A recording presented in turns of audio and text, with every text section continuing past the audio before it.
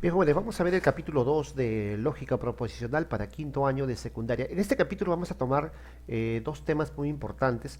El primero va a ser isomorfismos y el segundo, la segunda parte, vamos a tratar lo que es la formalización de proposiciones lógicas. Así que empecemos. Habría que primero definir qué cosa es un isomorfismo.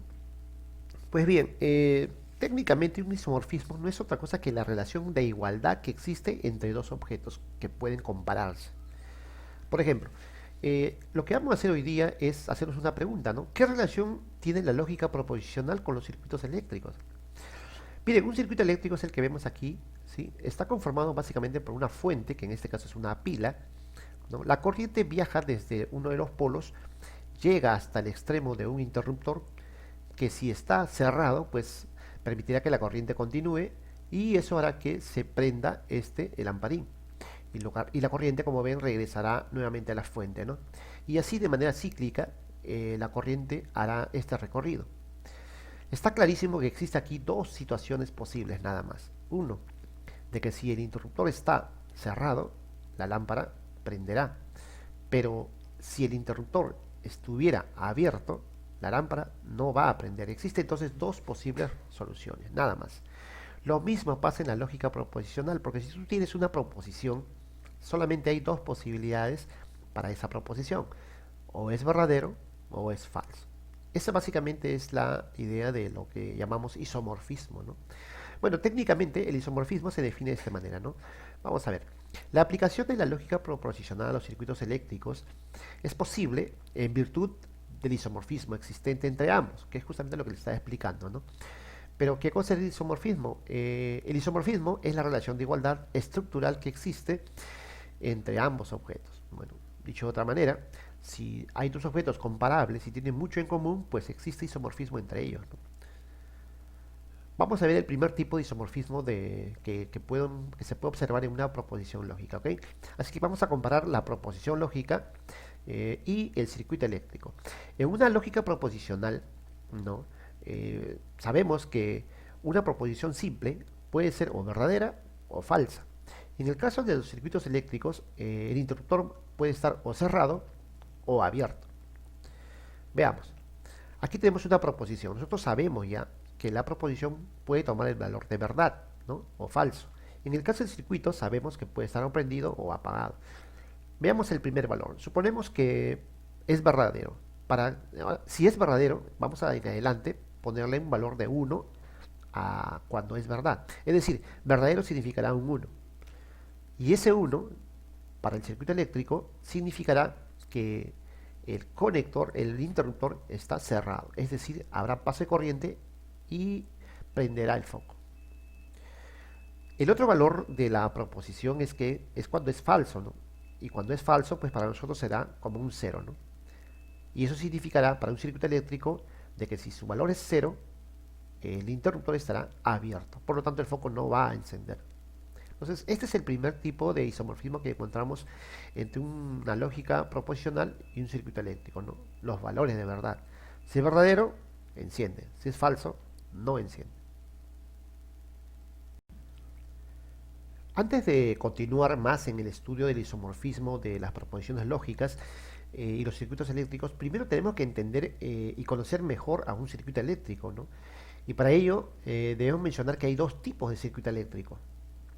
El primer tipo de circuito eléctrico es el circuito en serie. Bueno, como su nombre lo dice, en este caso los focos, las bombillas, los aparatos eléctricos están conectados uno a continuación del otro, es decir, están en serie, ¿no? Si usted nota aquí la fuente, esta vez el polo positivo sale de la corriente, llega al interruptor. Si el interruptor está cerrado, la corriente continuará y prenderá el foco Q. Pero también a continuación la corriente continúa y el foco P prenderá también, ¿no? Y así de esa manera la corriente hará pues que ambos focos funcionen de manera simultánea, ¿no? ¿Qué pasará si uno de los focos se quema? Si este foco se quema, la corriente no continuará. Esto ya no va a prender. Esa es la particularidad de los circuitos en serie, ¿no? Cuando algo se conecta en serie, ¿no? Si uno de ellos falla, todo el circuito ya no prenderá. Esto es un circuito en serie, entonces. Ahora bien, ¿cómo se representa para nosotros en lógica proposicional? De esta manera, ¿no? Donde P y Q justamente son los focos, ¿no? Para nosotros P y Q son las proposiciones, ¿no? Entonces, esta es la forma de representar un circuito en serie en el caso de una proposición. Para nosotros esto, ¿a qué equivale? Va a equivaler justamente a la conjunción, ¿no? La conjunción, ¿sí? Simplemente nos va a formar un circuito en serie, ¿no? El otro tipo de circuito es el circuito en paralelo. En este caso, la estructura es esta, mírenme. ¿Qué particularidad diferente tiene esto al anterior? La más importante es de que si uno de los focos se quema, el otro seguirá funcionando. Porque si ustedes se dan cuenta, miren, la corriente sale de este punto, ¿sí? Sale de este punto, ¿no? Puede pasar por acá, por el foco P y seguir funcionando. Si es que esto, claro, está cerrado, ¿no? Pero ¿qué pasaría si yo quemo este foco P? Si esto se corta, bueno, la corriente haría este camino ahora, ¿no? Vendría por acá y ya no iría por aquí, sino bajaría por el foquito Q y seguiría su camino. Como se dan cuenta entonces, en un circuito en paralelo, ¿no? La corriente tiene dos caminos, por P y por Q. Si uno de ellos llega a fallar, el otro todavía funcionará. Esa es la diferencia entre un circuito en paralelo y uno en serie. Ahora, ¿cómo se representa esto? De manera simbólica, así de esta forma, mírenme, como si estuvieran montado un cable por un lado y el otro cable por debajo, ¿no? Un cable por arriba, el otro cable va por abajo. Y claro, aquí van las proposiciones P y Q. Y esta es la representación de un circuito en paralelo, que para nosotros equivaldrá usar, ¿no? La disyunción, ¿no? Es decir, cuando tengamos una disyunción, esto se representará como un circuito en paralelo. Pero cuando tengamos una conjunción, esto se representará como un circuito en serie. ¿Listo? Así que veamos en la conjunción. Como decíamos, ¿no? En la conjunción vamos a encontrar básicamente que los circuitos van a estar en serie, ¿no? Y ese va a ser el comportamiento que vamos a encontrar acá. Pero veamos la tabla. La tabla la conocemos, ¿no? Verdadero, verdadero, verdadero. La regla decía, ¿no? Que para ser verdad, los dos deben ser verdad. Pero en este caso, como habíamos hablado anteriormente, al verdadero le vamos a colocar el valor de 1, ¿sí? Así que acá tendríamos 1, 1, el resultado es 1. ¿Cómo se comporta en el circuito esto? Dado que es una conjunción, el circuito obviamente tiene que estar en serie, así. En la fuente, aquí va el interruptor, esto es el interruptor por si acaso, aquí va a ir la proposición, ¿no? Y se va a ver si enciende o no, ¿no? Entonces, como sale 1, aquí el resultado también es 1. Eso significa que el conector, el interruptor va a estar cerrado. Y eso va a permitir que la corriente circule y esto se prenda. Dicho de otra manera, si el resultado es verdadero para una conjunción, entonces el foco prenderá. Siguiente caso, verdadero, falso. Eso nos sale falso. ¿Ok? Eso quiere decir de que si esto sale 1 y 1, y 0, el resultado es 0. Por lo tanto, el circuito no va a encender, ¿no? Dado que aquí el resultado es 0, el 0 significa que el interruptor está abierto. Por lo tanto, no hay paso de corriente. En el tercer caso, falso, verdadero, falso. Nuevamente, 0, 1, 0. El circuito tampoco va a permitir que se encienda el foco, ¿no? Saldría como el resultado es 0, eso está abierto, no hay conducción de corriente y no prende. En el último caso, con mayor razón, ¿no? Falso, falso, falso. 0, 0, 0. Nuevamente el circuito eléctrico funciona de manera así, sin encender. Y este sería el comportamiento entonces de una proposición lógica llamada conjunción, comparada con un circuito eléctrico, ¿no? Si sale uno, prenderá. Si sale cero, no va a encender. Así de simple. Dicho de otra manera, si sale uno, la corriente circula. Si sale cero, no circula la corriente, no prende para nada el circuito o el foco. Veamos ahora en la disyunción. En el caso de la disyunción vamos a comparar nuevamente, acá tenemos la tabla. Sabemos que la regla era de que será verdad, ¿no?, si uno de ellos es verdad. Entonces, para el primer caso, verdadero, verdadero, verdadero, ¿no? Aquí tendríamos 1, 1, 1.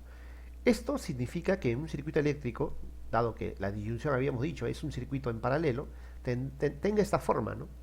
Ahora, este primer conector y este segundo conector va a tener que tomar en cuenta a P y Q. Entonces aquí tendríamos P y Q. Ahora, si P es verdad, 1, aquí el 1, permitirá que la corriente pase. En Q sale 1, entonces la corriente también va a pasar. Eso significa que la corriente puede tomar o este camino o este camino. Y si es así, entonces el foco va a encender. En el siguiente caso, verdadero, falso, verdadero. Si esquematizamos nuevamente este en un circuito eléctrico, tendríamos aquí P y Q. A ver, para P es verdadero, o sea 1. Eso quiere decir que la corriente pasa. Para Q es falso. Eso significa que aquí es 0. Muy bien, la corriente entonces ya no viene por acá, pero sin embargo pasa por el otro lado. Eso quiere decir que en este caso, ¿no?, el foco también va a encender. Claro, si sale verdadero, enciende. Si sale verdadero, enciende. En el siguiente, falso, verdadero, ahí está, falso 0, verdadero 1, resultado, verdadero. Nuevamente, tenemos lo siguiente, ¿no? Observen, acá tenemos el circuito eléctrico. Esta vez, P es falso, es decir, aquí es 0, no pasa la corriente. Q es verdadero, entonces la corriente va a pasar. 1, pasa la corriente. Por lo tanto, si bien es cierto por aquí la corriente no circula, por abajo sí lo va a hacer. Eso va a permitir que el foco encienda.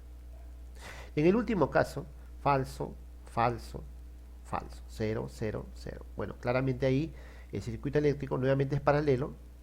En P será 0, no pasa corriente. En Q será 0, no pasa corriente. Entonces el foco no va a encender, ¿no? Y este justamente sería entonces el resultado del análisis de una proposición lógica como la disyunción y su equivalente o su isomorfismo como circuito eléctrico. Bien, veamos ahora sí los problemas de esta parte, ¿ok? Para ello me dicen, diseña un circuito lógico para las siguientes proposiciones. Bueno, hay que recordar, jóvenes, que para este primer problema, por ejemplo, que la conjunción es un circuito en serie y la disyunción es un circuito en paralelo. Tomando en cuenta eso, ¿qué es lo que se hace primero? Primero lo que hay que observar es cuál es el conector principal aquí. Y bueno, claramente se nota que el conector principal es el de la conjunción, ¿no es cierto? Perdón, el de la disyunción. Entonces, como es una disyunción el conector principal, tenemos aquí un circuito en paralelo que construir, donde las ramas van a ir hacia arriba y hacia abajo de cada uno de los lados, el lado izquierdo, el lado derecho. Entonces empezamos. La rama de arriba va a ser la proposición P, ahí va a estar. Esta rama se cierra hasta acá y luego vendría la otra rama. Todo esto que está acá vendría aquí abajo. Pero esta rama a su vez está conformada por una conjunción. Es decir, que Q y R deben estar en serie. Por lo tanto, cuando yo dibuje aquí abajo esta última rama, primero colocaré a Q y inmediatamente en serie colocaré a R, ¿no? Y ya tendría entonces el circuito terminado. Note entonces, la identificación del principal conector es importante, ¿no? Esto me va a dar la idea de todo el circuito. Si él es una disyunción, será en serie. Ya cada parte se trabaja independientemente. A ver, en el ejemplo 2, me dan esta proposición compuesta y observamos lo siguiente, ¿no? Aquí nuevamente el conector principal es el de la conjunción esta vez, ¿no? Entonces, como la conjunción es la proposición principal o el conector principal, entonces tendríamos dos en serie. Todo esto y él deben estar en serie, así como se ve acá, ¿no? Bien, ahí está. En esta parte va a estar el lado izquierdo y en esta parte el lado derecho. Ahora, en la primera parte, en el antecedente, como le podemos llamar, ¿no? Para él, tenemos una disyunción. Eso significa que en este lado tenemos un circuito en paralelo para el negado de P y para Q. Entonces construimos, ¿no? Primero para el negado de P. Simplemente se hace esto, ¿no? Se coloca el conector y el no P. Listo, se acabó. Para la rama de abajo es Q. Entonces colocamos para abajo el conector Q. Listo. Ahora, para el lado derecho hacemos lo mismo. Sin embargo, observamos que aquí tenemos una conjunción. Como es una conjunción, entonces los dos tendrían que estar en serie. Por lo tanto, Q aparece aquí. Ahí está. Luego aparece R. Listo. Y el negado de R, claro, ¿no? Y de esa manera tendríamos entonces el circuito eléctrico terminado, ¿no? Bueno, aquí claramente se nota que el paréntesis, ¿no? Estaría de más porque los tres elementos estarían en serie, ¿no? Bueno, es una consecuencia ya de observar bien el uso de los conectores y el uso de los paréntesis en este caso, ¿no? Y ya tendríamos los dos circuitos terminados.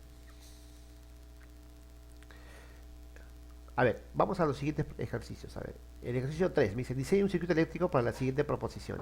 Vamos a para el número 3, a ver. Bueno, aquí observamos un circuito, una proposición mucho más compleja, pero el conector principal es este que está acá, que es el de la conjunción. Eso significa que va a haber dos elementos en serie, ¿no? El primero va a ser P, ahí está, y el segundo va a ser toda esta llave. En esta llave el conector principal es una disyunción, lo que significa que va a haber un circuito en paralelo de esta primera parte y este lado derecho. Entonces, para el lado izquierdo, en el lado izquierdo tenemos una conjunción. Entonces, estos dos estarían en serie. Primero dibujaría P, es este P que está acá, y luego tendría que dibujar este paréntesis. Pero esto es una disyunción, entonces aquí también tendría que estar en paralelo. Para Q y luego para R, por abajo. Y ya está. Ya habría terminado la rama de arriba, ¿no? Ya está. Ahora falta la otra rama, la de abajo. Pero abajo tenemos una conjunción, es decir, AP en serie con el negado de R. Listo. Y esa sería la respuesta para para este esquema molecular, mejor dicho, ¿no? A ver, número 4. En este número 4 tenemos otro esquema molecular complejo, ¿no? Y observemos aquí los conectores principales. Aquí se nota claramente que el conector principal es 2. Este que está acá, el de la conjunción, y el otro que está acá, que también es de la conjunción. Es decir, hay tres elementos que están unidos en serie, porque la conjunción es circuito en serie. Entonces habría acá tres partes, 1, 2, 3. Para la primera parte simplemente tenemos una disyunción, es decir, debería estar en paralelo. P o Q, ahí está, P o Q. Insisto, cuando es disyunción es circuito en paralelo, ahí está, mira. Ahora, para la segunda parte que es este corchete, en este corchete a su vez hay una disyunción, entonces tiene que haber un circuito en paralelo. En la parte de arriba usamos este que está acá, pero este que está acá es una conjunción, entonces tendría que estar en serie Q con R, y ya está. Ahora, para la parte de abajo tendríamos P y Q, nuevamente en serie, P y Q en serie. Listo. Y el último sería R. Ahí está el conector R. Y listo, señores. Este sería entonces el circuito eléctrico para este esquema molecular o proposición compuesta, ¿no? A ver, continuemos con el siguiente problema. Me dice, diseña un circuito lógico para la siguiente proposición. Bueno, me dan un esquema molecular complejo como ven acá, pero observamos rápidamente que el conector principal es O. Eso significa que habrá un circuito en paralelo. La rama de la izquierda es este que está acá y vamos a empezar a dibujarla. En esta rama observamos que hay tres elementos en serie, este paréntesis, ese y este otro paréntesis, lo que significa que para el primer paréntesis tendríamos un circuito en paralelo, donde aparece P o R, ahí está, o P o R. El siguiente elemento en serie es ese, ahí está. Y el tercer elemento en serie es este paréntesis, que también es un circuito en paralelo, para R arriba y para S abajo. Y ya está. Cerramos entonces la primera rama. La segunda rama Si vemos, el conector principal es este que está acá, el de la conjunción. Eso significa que va a haber dos elementos en serie. Primero es el negado de R, ahí está. Y el otro que va a ir en serie es este paréntesis. Pero este paréntesis muestra tres elementos simultáneamente en paralelo, porque acá hay una conjunción y conjunción. Eso significa que los tres están en paralelo. El circuito sería así entonces. Primero P, luego Q, luego R. Los tres en paralelo. Y luego se cierra el circuito. Y esa sería la respuesta para este esquema molecular. Veamos el ejercicio número 6. Bueno, esta vez el trabajo que se va a hacer es completamente inverso. Es decir, me están dando el circuito eléctrico y tengo que representarlo en un esquema molecular. ¿Cómo es que hago esto? Para ello tengo que fijarme en el circuito eléctrico, que aquí lo que se nota es básicamente un circuito en paralelo. Toda esta rama superior y toda la rama inferior forman un circuito en paralelo. Por lo tanto, el conector principal en el esquema molecular tiene que ser una disyunción. Ahora bien, en cada corchete vamos a colocar cada una de las ramas. La rama superior al lado izquierdo y la rama inferior al lado derecho. En la rama superior notamos que hay dos elementos que están en serie. Si están en serie, tienen que estar unidas por una conjunción. Entonces, primero tomamos a P y lo unimos mediante el conector de la conjunción junto con esto que está acá. Pero esta rama que está acá está en paralelo, lo que significa que P o Q están en paralelo. Eso significa que debe estar de esta manera, ¿no? Sería pues una disyunción de P y Q entre paréntesis. Y ya tenemos la primera parte. Para la segunda rama, la de abajo, notamos claramente que aquí hay dos elementos en serie. El P negado, ¿sí? Que va a estar negado, en serie, es decir, unida con una conjunción con todo esto que está acá. Ahora, todo esto que está acá es un circuito en paralelo, lo que significa que vamos a aumentar aquí una llave grande, ¿no? Aquí va a haber dos elementos que van a estar unidos por la disyunción. Entonces, esta disyunción está formada por la parte superior R y la parte inferior que está con R y S. En la parte de arriba solamente está R, entonces colocamos R nada más. Pero en la parte de abajo, esos dos elementos, R y S, están en serie, ¿no? Entonces lo tengo que colocar dentro de un paréntesis de esta forma, ¿no? Y como están en serie, entonces están unidos por la conjunción, ¿no? Lo que finalmente me daría el esquema molecular que ha originado a este circuito eléctrico. Y esa es la respuesta. Bien, veamos ahora esta segunda parte que se refiere a la formalización de proposiciones lógicas. ¿Esto en qué consiste? Bueno, básicamente significa que nosotros vamos a representar mediante símbolos, mediante conectores, todas las proposiciones que me dan como ejemplo, ¿no? Vamos al primero entonces. Me dicen, no es verdad que Alberto es músico y director de una orquesta.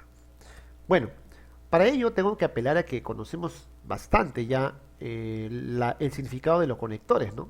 Aquí aún así he colocado un cuadrito donde está la representación de cada uno de los conectores, ¿no?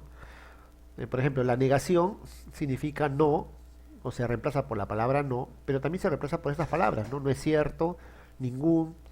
El de la conjunción se reemplaza por la palabra y, ¿no? Pero también por la palabra además, asimismo, sin embargo, pero, aunque.